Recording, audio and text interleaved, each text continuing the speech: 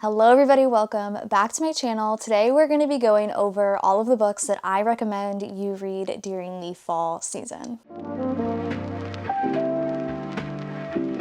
Now, fun fact, I've actually already filmed this video, but unfortunately, I didn't film this video, essentially. Double-clicked the record button, so it ended up not recording, and that is my bad, but also I think that might be your gain, because in that last video, I only had a handful of books that I was recommending during the fall season. And now that I've had time to think about it more, I have quite a few more. This is probably good. When I think about fall reading, obviously I think about horror, and that's like one of my favorite genres. I read all horror all October. I do have a full horror reading recommendations video that I will link up here and down here as well if you want to watch that. I don't have as many horror books here to recommend to you. I feel like when I was picking these books, I was picking a lot of books that I felt like took place during the fall. In my head, there's a lot of horror books that take place in the summer and a lot that take place in the winter, so there's not as many. But if you want to read all horror during the fall season, girl, me too, check out that video. Other than horror, fall for me is fantasy. I think horror and fantasy for the fall, and I think reading fantasy just feels so cozy when the weather is getting cooler, and it's just the best. But I don't just have those. I do have some romance, some thrillers, things like that I think are perfect for this season as well. So let's just go ahead and jump on into them. I think I'm actually going to go ahead and start with my horror stack because we've been talking about that. The number one book I absolutely think you need to be reading this fall season, I almost said this horror season, if you have not read it yet, especially based off of how many times I've talked about it, is Riley Sager's Home Before Dark. This is my favorite Riley Sager. I think this is absolutely perfect for the season. So this is technically considered a thriller. It does have some horror elements though. So if you're not a fan of the horror genre, but you do like thrillers, this is like kind of like a little tiptoe into horror while still being thriller. In this, you're following Maggie, and it is also dual timeline. Maggie's dad is passing away and she is inheriting this house. And this is the house that is infamous in her life because her and her parents moved in 25 years ago and only lived there for 10 days because it was considered haunted. Dad ended up writing a best-selling novel about it,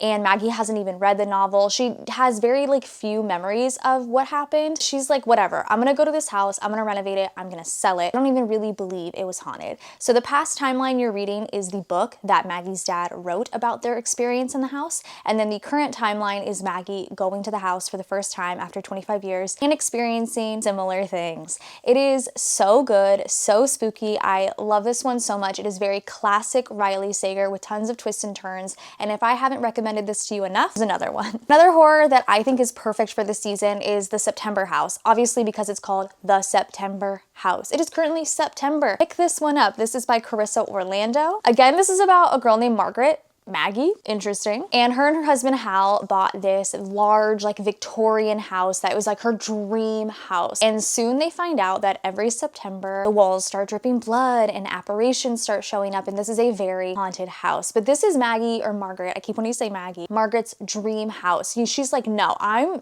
living here. So she finds ways to deal with it, and Hal eventually gets fed up. He's like, I can't do this. This is too much. So he leaves. Meanwhile, their daughter is coming to visit. She's never visited this house because she wants to know where her dad went. She has no idea where dad has gone. And while she's there, Margaret is trying to maneuver things so that way her daughter doesn't see what is happening. And it's very interesting. It's spooky. It's definitely spooky. It's a horror, but I really like it. I think it's a fun take on a haunted house story. And I will say though, the ending wasn't exactly the ending that I would have liked. I envisioned such in my mind a perfect ending for this, and it went a little bit differently, but I still think this is a great read for the horror genre for the fall season. Pick it up. I realized when picking books that I never really look at my little Stephen King shelf because, to be fair, I've only read a few books on my Stephen King shelf. I'm here to recommend two to you, so if you want to pick up Stephen King, now is a great time. Obviously, he is a horror writer, well, horror fantasy writer, and now is the perfect time. And my two that I think you should pick up in the fall, if you want a shorter Stephen King,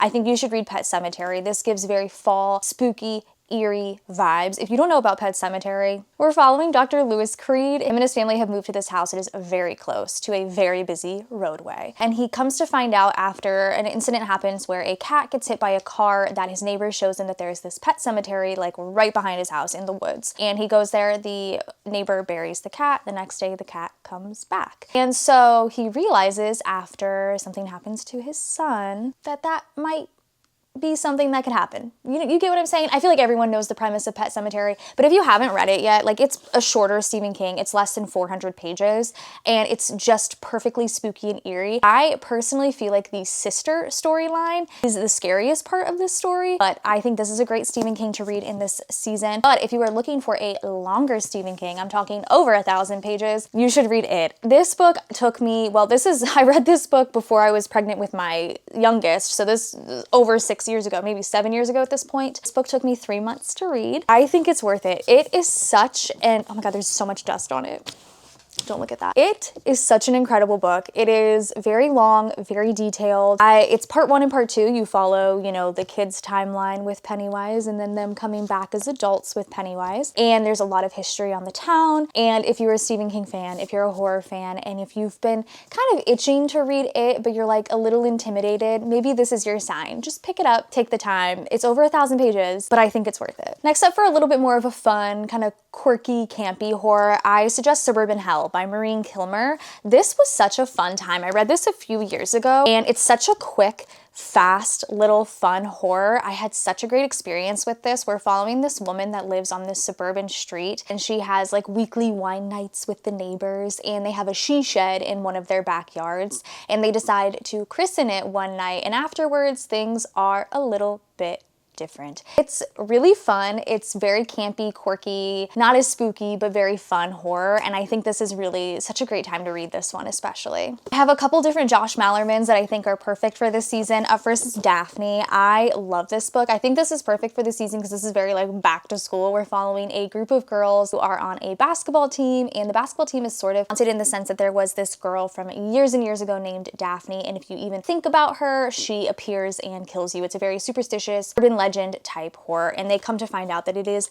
very, very real. And this is a really great novel to kind of counterpart anxiety. Like, it shows how anxiety can take over someone's life. Like I said, Daphne is very, very real, and this book is perfect for the season, especially with the back to school. And then the other Josh Malerman, I read this book in one day, which I will always talk about because I'm so proud about it, because I literally sat down and read it from start to finish. However, it is mostly conversation based, so it's quite easy to read. But Incidents Around the House by Josh Malerman. This is perfect for this time of year. I think I read it all on October 1st last year, which was the perfect start to the Halloween season. We're following an 8-year-old named Bella, and we're mostly in her mind, or not even in her mind, it's all just conversation based. Like I said, it's all dialogue. And she has her mom and dad that she lives with, and other mommy that lives in the closet. And that's all I'll say. It's incredible. It's fun. I will say, going into it though, me saying 8-year-old Bella, don't think about her as an 8-year-old. Imagine her as like 4 or 5, because she reads like a very young child. But it's really fun. It's a great experience for especially this season. And if you're into horror and you haven't read this yet, I definitely suggest you pick it up. Another fun, kind of quirky, campy horror that I think is perfect for this time of year is Bless Your Heart by Lindy Ryan. The sequel just came out to this one. In this, we're following 4 generations of women who own a funeral home, and they are slowly starting to realize that the dead are rising again. And it's very fun. It's campy, it's gory, which I thought was kind of fun. I wasn't expecting that. I think maybe with like the dead rising, it should be a little bit more gory. And it's just a good time. I liked following from each generation. You have like the great-grandma, the grandma, the mom, and the daughter. That's kind of fun to read from because you get to see each of their perspectives. Funeral home aspect is such a great setting, and it feels very fall. That's why I think you should read it this season. I had a hard time because I kind of wanted to recommend this in the winter, and it might still be in my winter recommendations because I forget things very easily. But I think it's also perfect for this season as well, and that is Dead 11 by Jimmy Giuliano. This is Jimmy Giuliano's debut. His newest book, 13 Months Haunted, is up here. You're not going to be able to see it. I am absolutely reading that this October, but this one is perfect for this time of year. In this book we're following, I forget the guy's name, but he is the brother of a woman who goes to this island to teach at this island, and she has kind of gone missing, so he goes to see where she's at, what's happening on this island, what's up, and when he gets there, he realizes that everybody's kind of stuck in 1994. They are watching the OJ case, they're watching movies that came out that year, none of them really have cell phones, like nothing. They are stuck in 1994, and he's like, what the heck, why? And you find out why throughout this entire book. This is mixed media, there's lots of emails and some text messages, although I did say there's no phones, but it's mostly emails, and it's such a great, fun experience. It's a little bit of a longer horror, but I think it's perfect for the season. If you enjoy a little bit more of a slow burn and a little bit more of a mystery to your horror, I think you'll really like this. It's perfect. Okay, the last horror I'm gonna recommend. I know this is kind of a lot, and it's funny because when I first filmed this video, I only had like 3. Crazy, right? But this is a YA horror, and I recommend this every time I recommend a book, and I've only ever seen like one other person read this. Pick this book up, I'm not kidding. This is called What Stalks Among Us. This is by Sarah Hollowell. This is perfect for this season. We're following 2 high schoolers who are coming home from a field trip. They stumble upon a corn maze. I don't know what makes them decide to go in, but they decide to go in and they realize they're in a time loop. And it's kind of like a labyrinth of sorts. It's really fun. It kind of reminds me a little bit of T. Kingfisher's The Hollow Ones, The Hollow Places. It kind of reminds me a little bit of that, but a YA. And I love this. I cannot recommend this one enough. If you take any book from this video, take this one because this is so good. And I think it's like one of the best YA horrors I've ever read. Now we'll go ahead and move into fantasy. I have a cozy fantasy that I think is perfect for this time of year, and that is Legends and Lattes by Travis Baldree. It's now a series. There's 2 other books, or 1 other book right now, and then the third one is coming out soon. But I think this is the perfect cozy fantasy. Like I lived in a perfect world and I could erase this entire book from my memory and reread it. I would reread it huddled up on the couch with like a coffee and that like fire crackling YouTube video going. Oh, this would be perfect. It's such a cozy fantasy. So in this, we're following an orc named, I forget, Viv. Viv is traveling to this town. She is sick of being a warrior and she wants to open a coffee shop. So she stumbles into this town that does not have a coffee shop, has absolutely no idea what coffee is, and opens this coffee shop, and you follow the day-to-day life of her opening this coffee shop, hiring incredible people, and the companionship and the pastry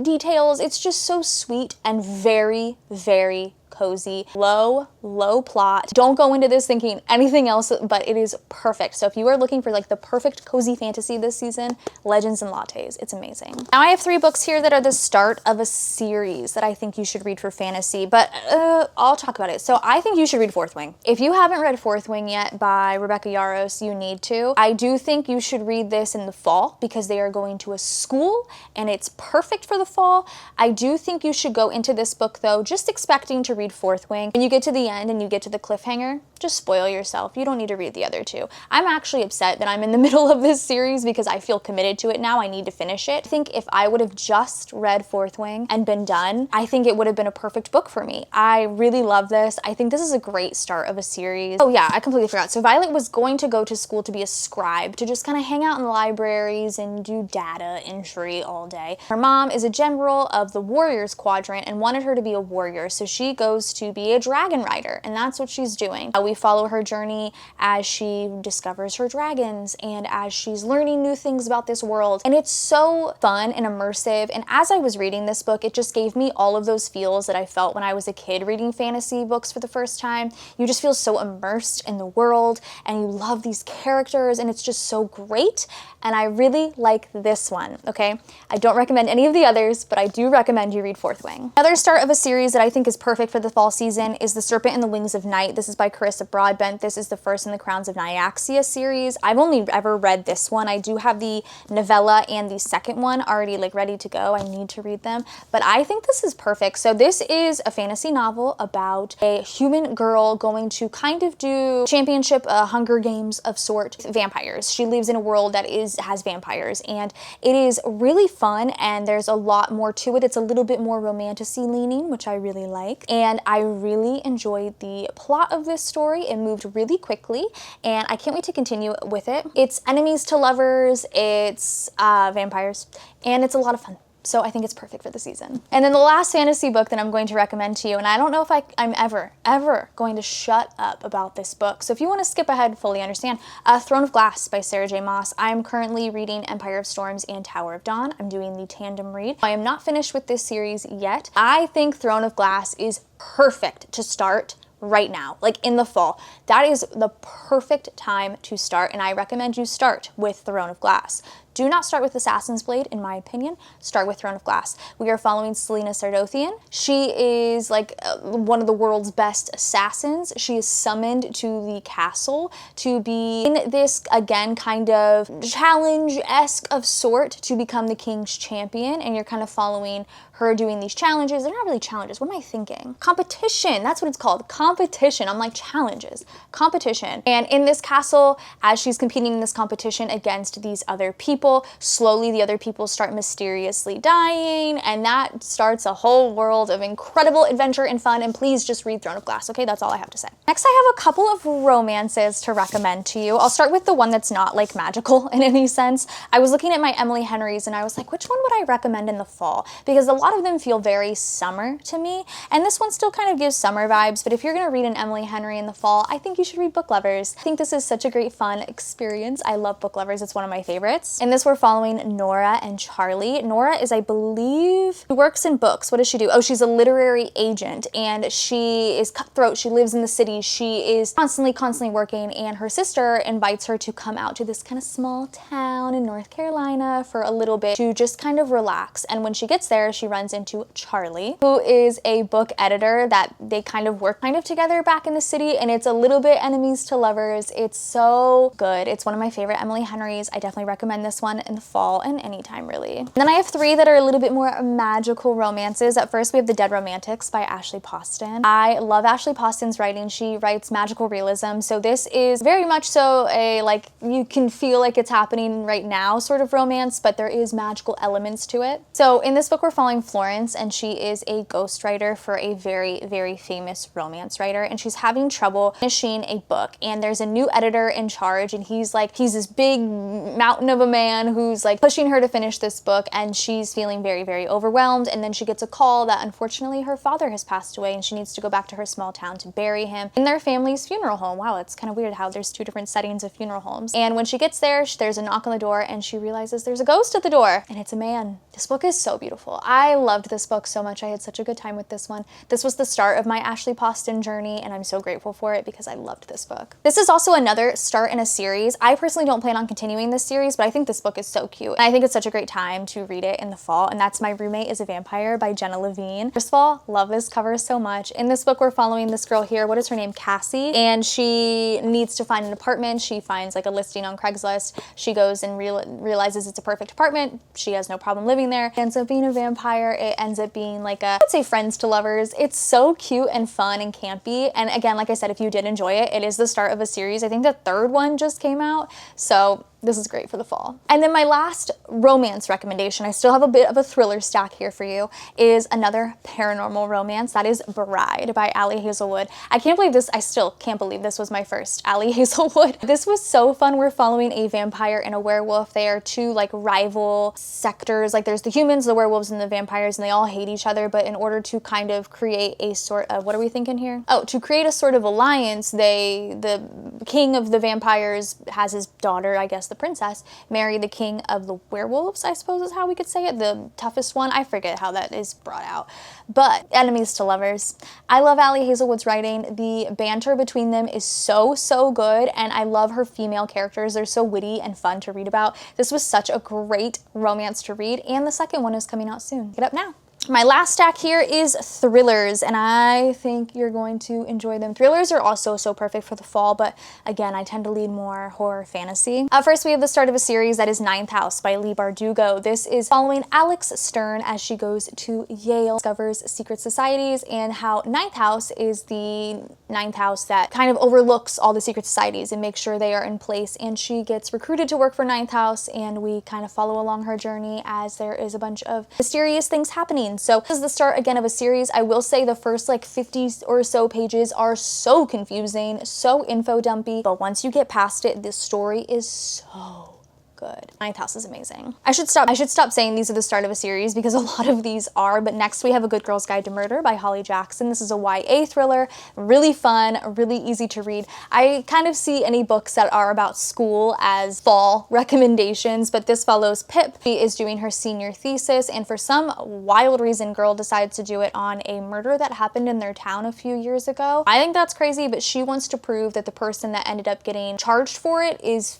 not guilty. So we follow her journey there, and it's very fun, very fast-paced, very quick, and I can't wait personally to continue with this series. It's a trilogy, and I can't wait to continue with that. So Good Girl's Guide to Murder. Another start of a series we have is Truly Devious by Maureen Johnson, another YA thriller, another one where we're following a girl solving a mystery at a school. This is a dual timeline, so in the past timeline we're following a murder, a mysterious murder that happens, and it's signed by Truly Devious. The person that murdered them signed Truly Devious. We have no idea who Truly Devious is. And then later at the school, in the present timeline, we're following Stevie Bell, who is there to basically solve the cold case. So we're following both timelines of as it's happening and then as she's solving it in the present. And then as she's solving it in the present, their truly devious murder happens. Spooky. I love this one. I can't wait to continue with this series as well. Again, just like with A Good Girl's Guide to Murder, very, very, very fast-paced. So fun to read this time of year. I think this is the last start of a series, but it's a cozy thriller, a cozy mystery, and that is the Finlay Donovan series. I love the Finlay Donovan series. This is Finlay Donovan is Killing It. This is by El Casamano. There are quite a few of these out right now, and I don't know if she ever plans to stop, but these are so fun. We're following Finlay Donovan. She's a single mom. She is a struggling author. As she's going to talk to her editor or her publicist or whomever at like I always envision it as like a Panera. She's talking about how she writes mystery novels and this person's killing this person, and a lady overhears and thinks that Finlay is a hitman and hires her. It's fun, it's kooky, it's just like fun, campy, thriller, cozy mystery. It's just a good time, and I suggest you start it. We have another YA thriller, kind of leaning on YA horror. I actually just read this recently, and I'm so sad about it because I've owned it for so long, but that is Rules for Vanishing by Kate Alice Marshall. I will say I do not like Kate Alice Marshall as an adult thriller writer, but her YA thriller, this was a really, really great time. I personally didn't like the ending, but I thought the entire story was so fun. It's an urban legend story. We're following this girl named Sarah. Her sister Becca disappeared a year ago. She was following this road that leads to Lucy Gallows, and it's this road that appears in the woods at certain times, and it's, like I said, it's an urban legend, and Sarah is convinced that that is where Becca is. That's like what she's convinced that's what happened to Becca. So exactly a year later, she gathers some friends, and the road appears, and the road appears within like the first chapter, and then we're following the wildest story ever. It is so good. I actually really, really liked this one. This is perfect. It's a YA thriller, so it reads really, really quick. And then finally, the last book that I have to recommend to you is The God of the Woods by Liz Moore. This is a very long mystery thriller. I loved this one. It is a slow burn mystery thriller. It is such a good book. We're following multiple timelines, multiple point of views, so it can be a little bit confusing, but after it all clicks, oh, it is so good. But essentially what is happening is there is a girl that goes missing at a summer camp, and it's completely like the strangest thing ever, not only because she's just gone missing, but because she is the daughter of the owners of the summer camp, and like 10 or 20 or so years earlier, her little brother, I guess he would be her older brother, disappeared as well. Huge mystery. We're solving both cases at the same time. You're following, like I said, so many different points of view.